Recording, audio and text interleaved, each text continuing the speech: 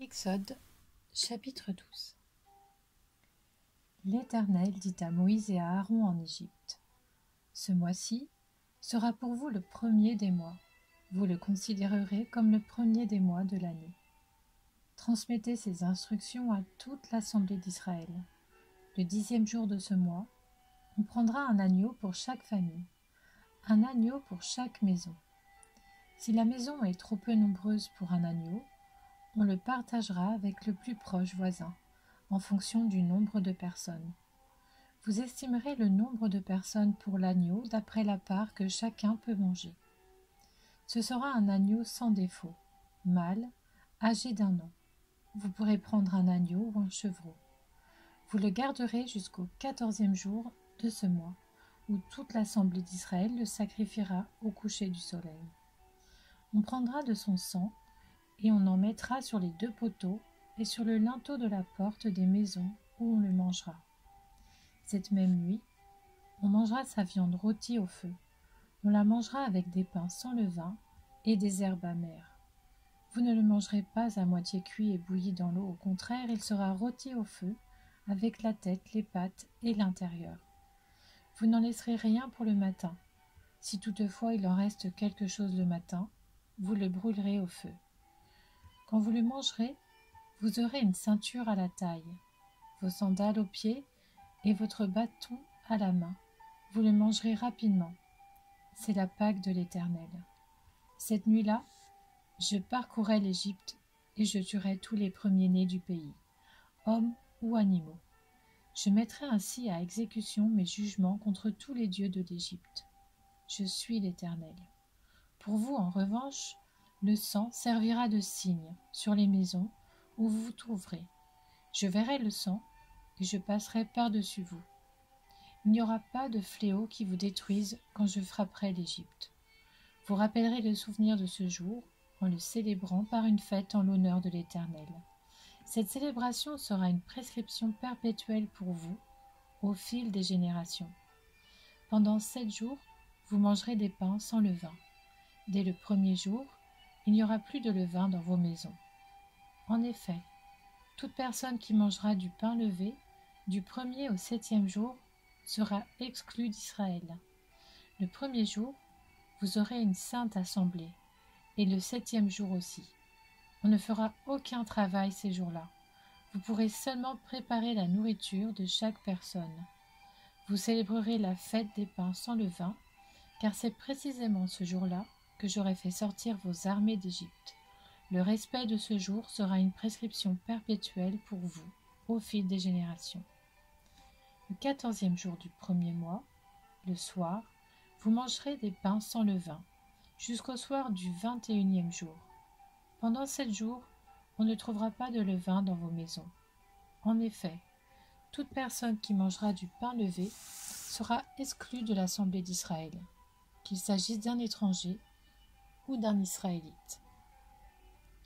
Vous ne mangerez pas de pain levé. Dans tous vos foyers, vous mangerez des pains sans levain. Moïse appela tous les anciens d'Israël et leur dit: Allez prendre une pièce de petit bétail pour vos familles et sacrifiez l'agneau pascal.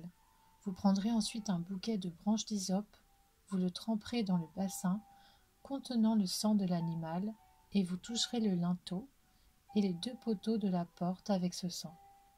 Aucun de vous ne sortira de sa maison jusqu'au matin. Quand l'Éternel passera pour frapper l'Égypte et qu'il verra le sang sur le linteau et sur les 2 poteaux, il passera par-dessus la porte et ne permettra pas aux destructeurs d'entrer dans vos maisons pour frapper. Vous respecterez cela comme une prescription valable pour vous et pour vos enfants à perpétuité. Une fois entrés dans le pays que l'Éternel vous donnera, conformément à sa promesse, vous observerez ce rite. Et lorsque vos enfants vous demanderont « Que signifie ce rite pour vous ?», vous répondrez « C'est le sacrifice de la Pâque en l'honneur de l'Éternel, qui est passé par-dessus les maisons des Israélites en Égypte lorsqu'il a frappé l'Égypte et sauvé nos familles. » Le peuple s'inclina et adora.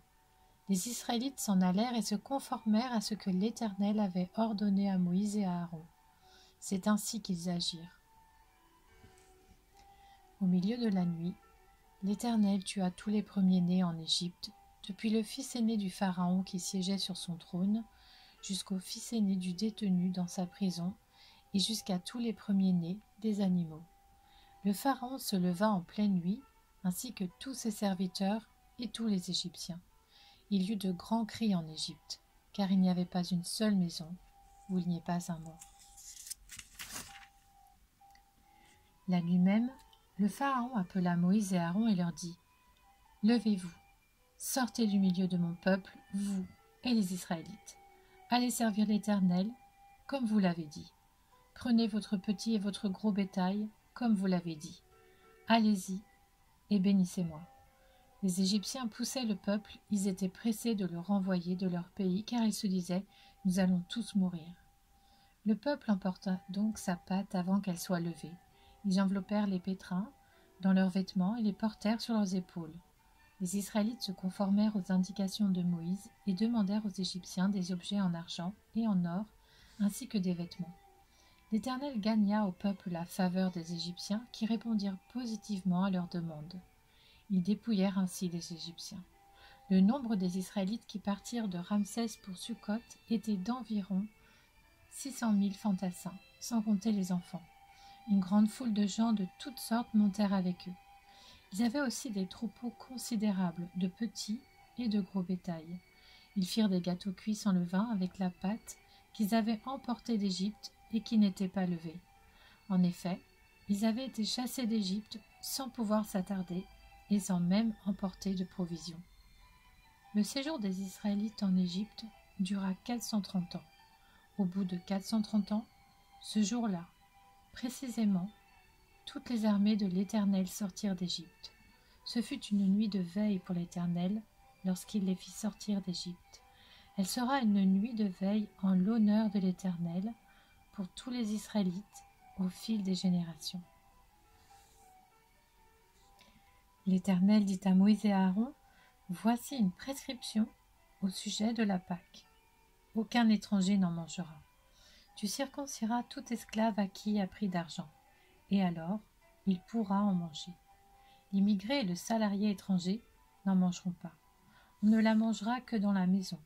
Vous n'emporterez pas la viande à l'extérieur de la maison, et vous ne briserez aucun de ses os. Toute l'assemblée d'Israël célébrera la Pâque. Si un étranger en séjour chez toi veut célébrer la Pâque de l'Éternel, tout homme de sa maison devra être circoncis. Alors il pourra s'approcher pour la célébrer, et il sera comme l'Israélite. Mais aucun incirconcis n'en mangera. Il y aura une seule loi pour l'Israélite et pour l'étranger en séjour parmi vous. » Tous les Israélites se conformèrent à ce que l'Éternel avait ordonné à Moïse et à Aaron. C'est ainsi qu'ils agirent. Et ce jour-là, précisément, l'Éternel fit sortir les Israélites d'Égypte en corps d'armée.